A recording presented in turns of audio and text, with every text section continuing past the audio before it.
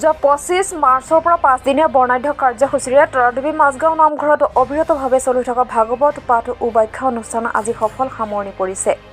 পশ্চিম কাৰ্বি আংলং জিলাৰ অন্তৰ্গত বৃহত্তৰ তৰাদেৱী মাজগাঁও নামঘৰ পৰিচালনা সমিতিৰ উদ্যোগত তথা অভ্যৰ্থনা সমিতি আৰু মাজগাঁও সমূহ ভক্তপ্ৰাণ ৰাইজৰ সহযোগত বিশ্ব শান্তিৰ বাবে প্ৰতি বছৰে অনুষ্ঠিত কৰি অহা 2023 বৰ্ষ ভাগৱত পাঠ ও ব্যাখ্যা অনুষ্ঠানটোৰ আজি সামৰণি পৰা ভাগৱত পাঠ ও ব্যাখ্যা অনুষ্ঠানত বৃহত্তৰ তৰাদেৱী অঞ্চলৰ পটিয়া গাঁৱৰ অৱসৰপ্ৰাপ্ত প্ৰধান শিক্ষক টংকেশ্বৰ বৰাই ভাগৱত পাঠ ও ব্যাখ্যা কৰি ভাগৱত শ্ৰৱণ কীৰ্তন কৰা শ্ৰোতাসকলক ভাগৱতৰ জ্ঞান প্ৰদান কৰিছিল।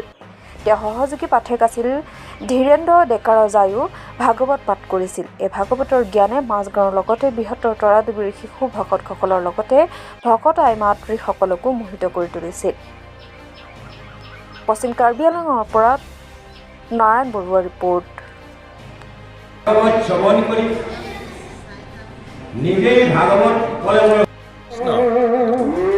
এই সৰ্জন এই মহাভাগৱতলৈ আহি আমি নিজকে আপ্লুত হৈ বিভোৰ হৈ পৰিছোঁ। আমি ভাবিছোঁ যে দ্বিতীয় আৰু এখন বৈকুণ্ঠ নাই, এই বৈকুণ্ঠময় হৈছে। ভকত বৈষ্ণৱৰ সাধুৰ সংগ পাই নিজকে ক'ব নোৱাৰা হৈ আনন্দৰ ভকতিৰ প্ৰেমৰসত ডুব গৈ কোনোফালে কি কৰিছোঁ নিজেই ক'ব নোৱাৰা হৈ গৈছোঁ। নিজক ইমান ভাল লাগিছে যেন আমি নিজেই ক'ব নোৱাৰা হৈছোঁ ভকতিৰ প্ৰেমৰসত। আমি শ্ৰৱণ কীৰ্তন কিয় কৰিব লাগে ভাগৱতৰ?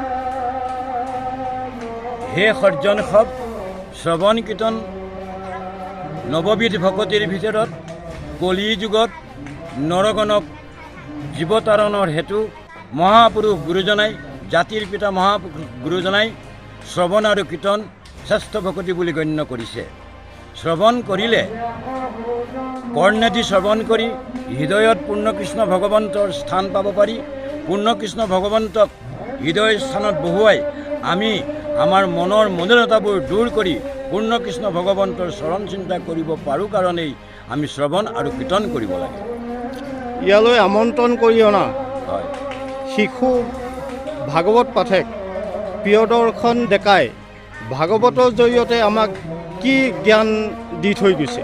হে সৰ্জন শিশু শিল্পী পাঠক, তেখেতৰ পৰা আমি বহুত জানিব লগা কথা আছে আৰু বহুত বুজিব লগা কথা আছে।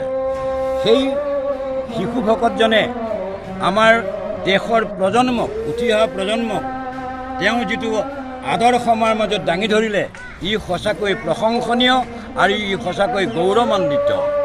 সেই শিশু ভকতজনে সৰুৰে পৰা তেওঁ যি অপ্ৰাণ পূৰ্ণকৃষ্ণ ভগৱন্তৰ চৰণ চিন্তা কৰিছে, আমি অনুমান কৰিছোঁ তেওঁৰ হৃদয়ত পূৰ্ণকৃষ্ণ ভগৱন্তৰ স্থান বিৰাজ হৈছে। গতিকে সেই শিশুটিৰ পৰা আমি উঠি অহা প্ৰজন্মই যথেষ্টখিনি শিকিব লগা আছে বুলি অনুমান কৰিছোঁ। আৰু এই বিষয়ে নৱপ্ৰজন্মলৈ আপুনি কি বাৰ্তা প্ৰেৰণ কৰিব? হয়, হে সৰ্জন সাধু মহন্ত আমি মহাভাগৱত শ্ৰৱণ আৰু কীৰ্তনৰ জৰিয়তে